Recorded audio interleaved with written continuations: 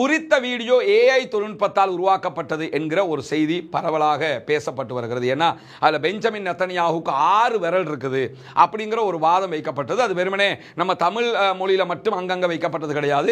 சர்வதேச அளவில் பெஞ்சமின் நெத்தன்யாஹுக்கு 5 விரலா 6 விரலாங்கிற சர்ச்சை இப்போ உருவாக்கப்பட்டிருக்கு. இந்த சூழலில் தான் இன்றைக்கு டிஜிட்டல் ஃபாரன்சிக் தொடர்பான பல தளங்களும் அந்த வீடியோவை ஆய்வு பண்ணி அது ஏஐ தொழில்நுட்பம் இல்லை, 6 விரல் என்று பரப்பப்படுவதுதான் ஏஐ தொழில்நுட்பம், நிஜமாக இஸ்ரேல் தன்னுடைய தளங்களில் வெளியிட்டிருக்கக்கூடிய வீடியோக்கள் ஏஐ தொழில்நுட்ப வீடியோக்கள் கிடையாது, அது ஒரிஜினல் வீடியோக்கள் தான் என்ற தரவுகளை சொல்லி இருக்கிறார்கள்.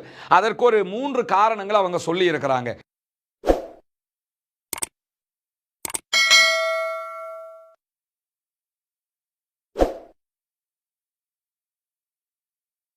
அன்பிற்கினிய சகோதர சகோதரிகளை நம் அனைவர் மீதும் ஏக இறைவனுடைய அமைதியும் கருணையும் உண்டாகட்டுமாக என்கிற உயரிய பிரார்த்தனைகளோடு ஒரு முக்கியமான சர்ச்சையான வீடியோவைத்தான் இந்த வீடியோவை நம்ம பார்க்க இருக்கிறோம். அது என்ன சர்ச்சைக்குரிய விவகாரம் என்று சொல்லி பார்த்தீங்கன்னா, இஸ்ரேலிய பிரதமர் பெஞ்சமின் நெத்தன்யாஹு உயிரோடு இருக்கிறாரா இல்லையா, செத்துட்டாரா இல்லையா என்கிற ஒரு 2 முக்கியமான கேள்வி சர்வதேச அளவில் தற்போது பேசுபொருளாக மாறி இருக்கிறது. ஆரம்பத்தில் சாதாரணமாக சமூக வலைதளங்களில் பேசப்பட்ட ஒரு விவகாரம் இப்பொழுது நேஷனல் மீடியாக்களை தாண்டி இன்டர்நேஷனல் மீடியாக்கள்லேயே பேசுபொருளாக மாறி இருக்கிறது. ஒரு பாரிய யுத்தம் நடக்கிறது ஈரானுக்கும் இஸ்ரேலுக்கும் அமெரிக்காவுக்கும் இடையில். இந்த யுத்தத்தில் ஈரானுடைய ஆன்மீக தலைவராக இருந்த ஆயத்துல்லா அலி காமனி கொல்லப்படுறாரு. கொல்லப்பட்டதாக அமெரிக்க அதிபரும் இஸ்ரேலும் அறிவிக்கிறாங்க. அறிவிச்சு ஒரு 3-4 மணி நேரங்களுக்குள்ளாக அதை உறுதிப்படுத்தி ஆமா அவர் கொல்லப்பட்டுட்டாரு என்கிற தகவல்களை ஈரான் அறிவித்து விடுகிறது. எனவே ஆயத்துல்லா அலி காமனி விவகாரத்தில் அவர் கொல்லப்படல என்று சொல்லி கொல்லப்பட்டவரை மறைக்கிற முயற்சிகளில் ஈரான் எங்குமே ஈடுபடவில்லை என்பது ஆரம்பமாக. 2வது என்னன்னு கேட்டா, இஸ்ரேலிய பிரதமர் பெஞ்சமின் நெத்தன்யாஹு கடந்த 7-8 நாட்களாக எங்கே இருக்கிறாரு என்கிற கேள்விகள் எழுந்து கொண்டே இருந்த நேரத்தில் தான் ஒரு 3 நாட்களுக்கு முன்பதாக இஸ்ரேலுடைய பிரதமர் அலுவலகம் ஒரு வீடியோவை வெளியிட்டிருந்தது. அந்த வீடியோவில் பெஞ்சமின் நெத்தன்யாஹு ஒரு பத்திரிகையாளர் சந்திப்பில் பேசுறாரு. ஒரே ஒரு மைக்கு தான் அவருக்கு வைக்கப்பட்டிருக்கிறது. அந்த ஸ்பீச்சில் அவர் என்ன சொல்றாருன்னு கேட்டா, அதாவது மார்ச் மாதம் 13ஆம் தேதி தான் இந்த வீடியோ அவர் பேசுறாரு. பேசும்போது புதிய ஆன்மீக தலைவராக ஈரானியர்கள் முஜ்தபா காமனியை தெரிவு செய்திருக்கிறார்கள். இவர் காமனியினுடைய மகனாக இருக்கிறாரு, அவரை நாங்கள் ஏத்துக்கிற முடியாது, அவர் மேல அட்டாக் பண்ணுவோம், அவரை கொல்லுவோம் என்றெல்லாம் கடுமையான த்ரெட்டன் பண்றாரு. அந்த த்ரெட்டன் வீடியோவாகத்தான் குறித்த வீடியோவை இஸ்ரேலிய ஊடகங்கள் வெளியிட்டிருந்தன. இஸ்ரேலுடைய பிரதமர் அலுவலகமும் அந்த வீடியோவை வெளியிட்டிருந்தது. இன்னைக்கும் நெத்தன்யாஹுடைய எக்ஸ் பக்கத்தில் இருக்கக்கூடிய வீடியோவை அதை பார்க்க முடியும். அதே போன்று அவருடைய அபிஷியல் வெப்சைட்டுகளையும் அதை பார்க்க முடியும். இந்த சூழல்ல தான் குறித்த வீடியோ ஏஐ தொழில்நுட்பத்தால் உருவாக்கப்பட்டது என்கிற ஒரு செய்தி பரவலாக பேசப்பட்டு வருகிறது. ஏன்னா அதில் பெஞ்சமின் நெத்தன்யாஹுக்கு 6 விரல் இருக்குது அப்படிங்கிற ஒரு வாதம் வைக்கப்பட்டது. அது வெறுமனே நம்ம தமிழ் மொழியில் மட்டும் அங்கங்கே வைக்கப்பட்டது கிடையாது. சர்வதேச அளவில் பெஞ்சமின் நெத்தன்யாஹுக்கு 5 விரலா 6 விரலாங்கிற சர்ச்சை இப்போ உருவாக்கப்பட்டிருக்கு. இந்த சூழலில் தான் இன்றைக்கு டிஜிட்டல் ஃபாரன்சிக் தொடர்பான பல தளங்களும் அந்த வீடியோவை ஆய்வு பண்ணி அது ஏஐ தொழில்நுட்பம் இல்லை, 6 விரல் என்று பரப்பப்படுவதுதான் ஏஐ தொழில்நுட்பம், நிஜமாக இஸ்ரேல் தன்னுடைய தளங்களில் வெளியிட்டிருக்கக்கூடிய வீடியோக்கள் ஏஐ தொழில்நுட்ப வீடியோக்கள் கிடையாது, அது ஒரிஜினல் வீடியோக்கள் தான் என்ற தரவுகளை சொல்லி இருக்கிறார்கள். அதற்கு ஒரு 3 காரணங்கள் அவங்க சொல்லி இருக்கிறாங்க. குறிப்பாக இந்த புகைப்படத்தில் பார்த்தீங்கன்னா அவருக்கு 6 விரல் இருக்கிற மாதிரி காட்சி உருவமைப்பு உருவாக்கப்பட்டிருக்கிறது. இது தொடர்பாக ஃபாரன்சிக் தொடர்பான செய்திகள் என்ன சொல்லுதுன்னு கேட்டா, இஸ்ரேலிய பிரதமர் பெஞ்சமின் நெத்தன்யாஹுடைய full speech on official GPO website shows no 6th finger. அவருடைய முழுமையான உரையில அவருடைய இணையதளத்தில் இருக்கக்கூடிய வீடியோவில் அவருக்கு 6ஆம் விரல் இல்லை. உலகத்தில் எவனுக்கும் இப்படி ஒரு கொடுமை வரக்கூடாது. அவன் செத்துட்டானா இல்லையாங்கிறத தாண்டி அவனுக்கு 5 விரலா 6 விரலாங்கிற அளவுக்கு கேவலம் கெட்டு போய் கிடக்கிறான். 2வது, original video on Netanyahu's X account is authentic. 2வது, ஒரிஜினல் வீடியோவாக அவருடைய தளத்தில் வெளியிடப்பட்டிருக்கக்கூடிய வீடியோ என்பது ஆத்தன்டிக்கான வீடியோ தான், உண்மையான வீடியோ தான் அப்படிங்கிறாங்க. 3வதாக, digital forensic found no AI manipulation. Digital forensics இது தொடர்பான ஆய்வுகளை மேற்கொண்ட நேரத்தில் அதில் ஏஐ தொழில்நுட்பம் கலக்கப்படவில்லை என்று சொல்லி இருக்கிறார்கள் என்கிற இந்த 3 தரவுகள் ஃபேக்ட் செக் தளங்கள் வெளியிட்டு இருக்கின்றன. எனவே ஓரளவுக்கு இது ஒரிஜினல் வீடியோ தான், இதுல ஏஐ தொழில்நுட்பம் கிடையாது, 6 விரல் ஒரிஜினல் வீடியோல இல்ல என்கிறத இஸ்ரேலிய தரவுகள் சொல்லுகிற அதே நேரத்தில் அதை ஆய்வு செய்கிற டிஜிட்டல் ஃபாரன்சிக் தொடர்பானவர்களும் சொல்லி இருக்கிறார்கள். இங்க இருக்கக்கூடிய மேலதிகமான கேள்வி இத்தோட முடியல. இப்ப ஒரு வீடியோ வருது, அந்த வீடியோ ஏஐயா இல்லையா, 6 விரல் இருக்கிறத பத்தி சொல்லும் போது ஆய்வாளர்கள் இணையவாசிகள் சொன்னது என்னன்னு கேட்டா, அவருக்கு 5 விரல் தான் இருக்கணும், ஏஐ தொழில்நுட்பத்தில் செஞ்சதுனால 6ஆம் விரல் ஒன்றை ஒட்டி விட்டாங்க, மிஸ் ஆகி வந்துருச்சு, எனவே இது உண்மை இல்லை என்கிறது அவர்களுடைய வாதம். ஆனால் இஸ்ரேலுடைய வாதம் என்னன்னு கேட்டால், ஒரிஜினல் வீடியோவில் 5 ஃபிங்கர் தான் இருக்குது அவருக்கு, எனவே அது ஒரிஜினல் வீடியோ அப்படிங்கிறாங்க. ஓகே, இதை இத்தோடு நிறுத்திட்டு இதில் வரக்கூடிய மேலதிகமான கேள்விகளுக்கு போவோம். என்ன கேள்வி எல்லாம் எழுப்பப்படுகிறது என்று சொல்லி தொடர்பான துறைசார் அறிஞர்களால் எழுப்பப்படுகிறது என்று சொன்னால், பெஞ்சமின் நெத்தன்யாகு உயிரோடு இருந்தால், உண்மையிலேயே அவர்தான் அந்த வீடியோவை பேசி இருந்தார் என்று சொன்னால், பெஞ்சமின் நெத்தன்யாகு பேசிய அந்த வீடியோ ஏன் லைவ் டெலிகாஸ்ட் பண்ணப்படவில்லை, ஏன் ஒரே ஒரு ஊடகத்திற்கு மாத்திரம் கொடுக்கப்பட்டது? அவர் பேசின அந்த வீடியோ ரெக்கார்டட் வீடியோ, நிஜமாகவே ரெக்கார்டட் வீடியோவாகவும் இருக்கலாம், நிஜம்ன்றே வச்சுக்கிறோம். ஏன்னா அவர் பேசும்போது முஜ்தபா காமனி தெரிவு செய்யப்பட்டிருக்கிறார், அவர் நாங்கள் ஏற்றுக்க முடியாது, அதுக்கு எதிராக அட்டாக் பண்ணுவோம், இதுதான் அவர் பேசக்கூடிய மெயினான மேட். முஜ்தபா காமனி தான் தலைவராக தேர்வு செய்யப்பட போறாருங்கிறது உலகத்துக்கே தெரியும். அத்தனை பேரும் அனுமானிச்ச 199% காமனியுடைய மகன் தான் ஆயத்துல்லாவாக தேர்வு செய்யப்படுவார். எனவே இதை அனுமானித்து ஆல்ரெடி இந்த வீடியோவை ரெக்கார்ட் பண்ணி இருக்க முடியும், தாராளமா செய்யலாம். 2 விதமாக கூட பண்ணலாம். முஜ்தபா வந்துட்டார் நினைச்சு ஒரு வீடியோ ரெக்கார்ட் பண்ணலாம், முஜ்தபா வரலன்னா என்ன என்கிற விதமாக ஒரு வீடியோ ரெக்கார்ட் பண்ணலாம். எது எப்படி போனாலும் அமெரிக்கா இஸ்ரேலுக்கு சாதகமானவர்கள் அங்கே ஆயத்துல்லாவாக வரமாட்டார்கள் என்பது அமெரிக்காவுக்கும் இஸ்ரேலுக்கும் தெரியும். அதனால இது ஆல்ரெடி ரெக்கார்ட் பண்ணப்பட்ட வீடியோவாக இருக்கலாம். அவருக்கு 5 விரல் இருக்கட்டும் 6 விரல் இருக்கட்டும், அதை விட்டுருங்க. 6 விரல் இல்லை 5 விரல் வச்சுக்கிறோம். ஒரிஜினல் வீடியோவில் 5 விரல் தானே இருக்குது, 5 விரல் தான். ஆனால் இது ஏன் ரெக்கார்டட் வீடியோவாக போடப்பட்டது, ஏன் லைவாக அவர் வலம மாதிரி வந்து ஊடகங்களை சந்திக்கல? அவங்களுக்கு தான் ரகசிய அறைகள், பங்கர்கள், அது இது எல்லாம் இருக்குல்ல, அங்கதானே வலமலை சந்திப்பாரு. அவருடைய வழக்கு விசாரணை பங்கருக்குள்ள தான் நடக்குது. அப்படி நடக்கும்போது அதே மாதிரி ஏன் லைவாக இந்த பத்திரிகையாளர் சந்திப்பு நடத்தல? ஓகே, இரண்டாவது கேள்வி, இந்த ரெக்கார்டட் வீடியோ உலகத்திலேயே ஏன் ஃபாக்ஸ் நியூஸ் ஏஜென்சிக்கு மாத்திரம் கொடுக்கப்பட்டது? ஃபாக்ஸ் நியூஸ் ஏஜென்சியோட ஒன் டு இன்டர்வியூன்னா அது வேற கதை. இது ஒரு ரெக்கார்டட் வீடியோ. அவர்கள் ஆயத்துல்லாவாக தேர்வு செய்யப்பட்டது ஏத்துக்க மாட்டோம் என்று சொல்லுகிற வீடியோ. இதை உலகம் முழுக்க ஸ்ப்ரெட் பண்ண வேண்டிய வீடியோவை முதன்மையாக ஏன் ஃபாக்ஸ் நியூஸ் ஏஜென்சிக்கு மாத்திரம் கொடுத்தார்கள்? அல் ஜசீரா உள்ளிட்ட ஊடகங்கள் வெளியிட்ட எல்லா வீடியோக்களும் ஃபாக்ஸ் நியூஸ் ஏஜென்சியினுடைய காப்பியாக இருக்கிறது. எனவே இதனுடைய ஒரிஜினாலிட்டியை புரிந்து கொள்ள முடியாத வகையில், ஒரிஜினல் வீடியோ எது என்பதை யாரும் கண்டுபிடிக்க முடியாத வகையில் அது தழுவப்பட்டதா, ஒன்றோடு ஒன்று அப்படி மாறி மாறி கொடுக்கப்பட்டதா, காப்பியாக்கி கொடுக்கப்பட்டதா என்கிற அடுத்த கேள்வியும் இந்த இடத்தில் எழுகிறது. எது எப்படி போனாலும் வீடியோ ஏஐ தொழில்நுட்பத்தில் செய்யப்படாதது தான், அது ஒரிஜினல் என்றே வைத்துக் கொண்டாலும் இந்த ஒரிஜினல் ஒன்றோ ஏற்கனவே ரெக்கார்ட் பண்ணப்பட்டிருக்கலாம்.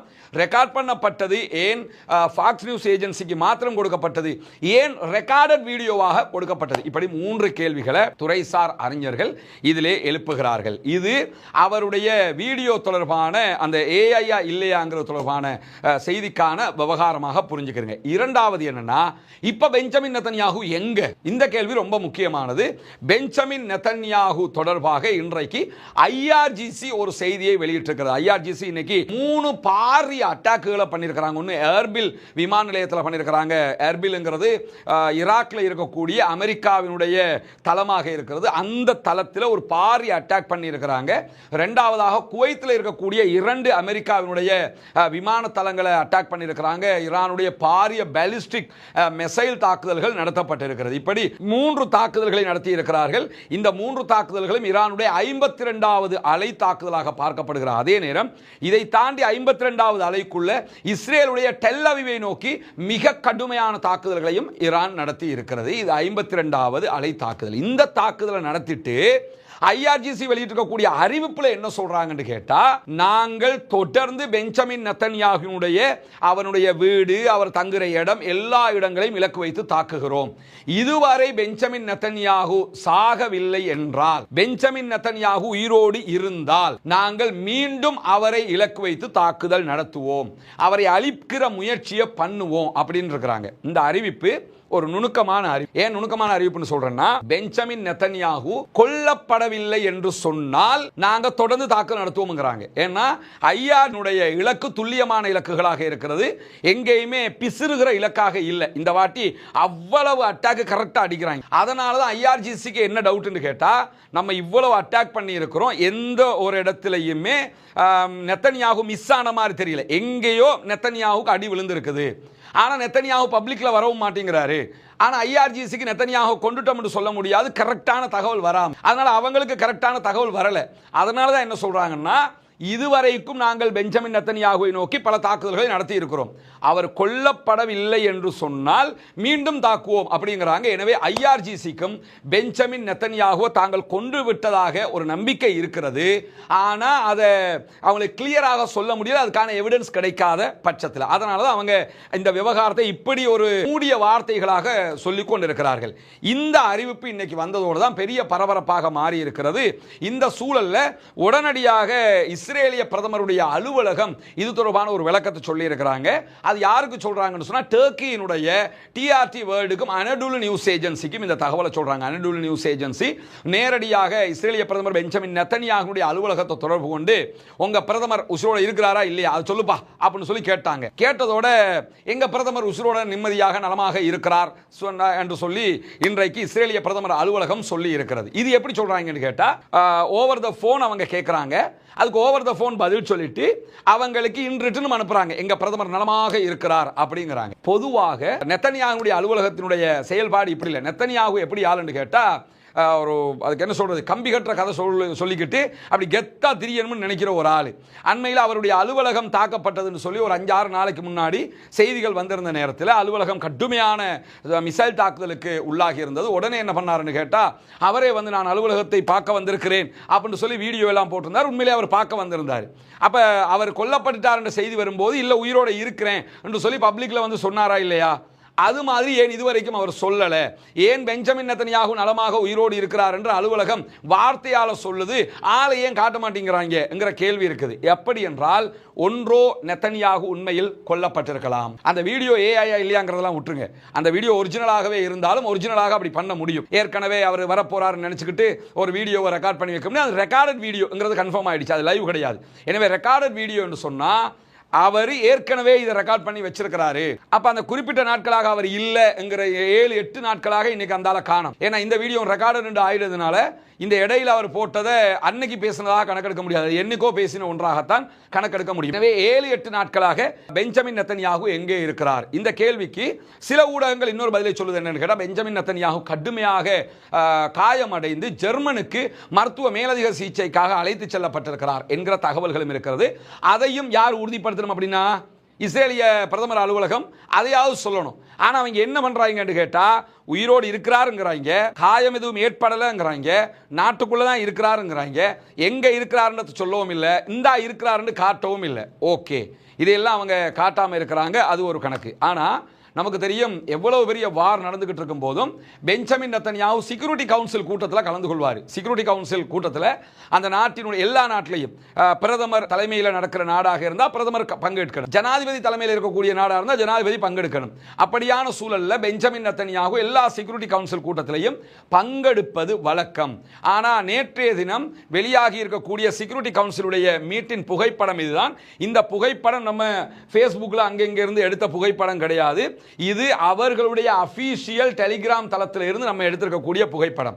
இந்த புகைப்படத்தில் வித்தியாசம் ஒன்று இருக்குது. என்ன வித்தியாசம்னு கேட்டா, இங்க பாத்தீங்கன்னு சொல்லி சொன்னா, அவர்களுடைய டிஃபென்ஸ் மினிஸ்டர் இருக்கிறார். Defence ministry 2 இருக்குதாங்க. ஒன்று வளமையான டிஃபென்ஸ் மினிஸ்ட்ரி, இது வந்து வார் தொடர்பான டிஃபென்ஸ் மினிஸ்டர். அவர் இஸ்ரேலி காட்ஸ் இருக்கக்கூடிய காட்சியை நீங்க பார்க்க. இங்க அவர்களுடைய ராணுவ தளபதி ஒருவர் இருக்கிறார். இங்க பாருங்க, அவருடைய முழுமையான எல்லா ராணுவத்துக்கும் பொறுப்பான தளபதி இயால் ஜமீர் இருக்கிறார். இயால் ஜமீரை நீங்க நிறைய புகைப்படங்கள் எல்லா இடத்துலையும் பார்க்குறீங்க. அதே மாதிரி இஸ்ரேலி காட்ஸ் இந்த ஊடக சந்திப்பில் என்ன சொல்றாருன்னு சொன்னா, நாங்கள் எல்லாத்தையும் பொறுத்துக்கிட்டு இருக்க மாட்டோம், லெபனானை தீ வச்சு எரிப்போம், லெபனான பகுதியில் கைப்பற்றுவோம், இதில் தான் அவர் சொல்றார். அந்த பத்திரிகையாளர் சந்திப்பு தான் இது. ஆனால் இந்த மீட்டின்ல கரெக்டா யார் இருக்கணும்னு கேட்டா பெஞ்சமின் நெத்தன்யாகு இருக்கணும். அவர் தான் இதெல்லாம் பண்ணுவார். Security council meeting. ஆனா செக்யூரிட்டி கவுன்சில் மீட்டிங்ல ராணுவ தளபதி இருக்கிறார், இன்னொரு ராணுவத்தினுடைய மற்ற தளபதி இருக்கிறார், இடைநிலை தளபதி இருக்கிறார். அதே மாதிரி பாத்தீங்கன்னு சொல்லி சொன்னா அவர்களுடைய டிஃபென்ஸ் மினிஸ்டர் இருக்கிறார். நாட்டுக்கு பொறுப்பான பெஞ்சமின் நெத்தன்யாகு இல்லை. எனவே பெஞ்சமின் நெத்தன்யாகு கொல்லப்பட்டிருக்கலாம் அல்லது காயம் அடைந்திருக்கலாம், படுகாயம் அடைந்து அவர் எங்காவது ஒரு இடத்துல மருத்துவ சிகிச்சையில் இருக்கலாம் என்கிற விதமான தொடர் சந்தேகங்கள் இதனால் தான் வலுப்பட்டு வருகிறது. இந்த விவகாரத்தில் பெஞ்சமின் நெத்தன்யாகு செத்துட்டாரு, அது கன்ஃபார்ம்டு அப்படின்னு சொல்லி எல்லாம் எனக்கு சொல்ல முடியாதுங்க. இதெல்லாம் நாம பார்த்து தேடி எடுத்ததில் வந்திருக்கக்கூடிய செய்திகள் உங்களுக்கு சொல்லியிருக்கிறோம். ஐஆர்ஜிசியினுடைய செய்தி தான் இதுக்கு வலுவான பதிலாக இருக்கிறது. பெஞ்சமின் நெத்தன்யாகு சாகவில்லை என்றால் மீண்டும் அவருக்கு எதிரான தாக்குதல் தொடரும் என்றிருக்கிறாங்க. எனவே அவர் செத்துட்டாரா இல்லையாங்கிறத இஸ்ரேல் தான் சொல்லணும். இன்னும் சொல்ல போனால் யூரோப்பினுடைய நிறைய சோர்ஸுகள், அதே போன்று இஸ்ரேலுக்குள்ளே இருக்கக்கூடிய நிறைய சோர்ஸுகள் எல்லாமே இந்த சந்தேகத்தை எழுப்பிக்கிட்டு தான் இருக்கிறாங்க.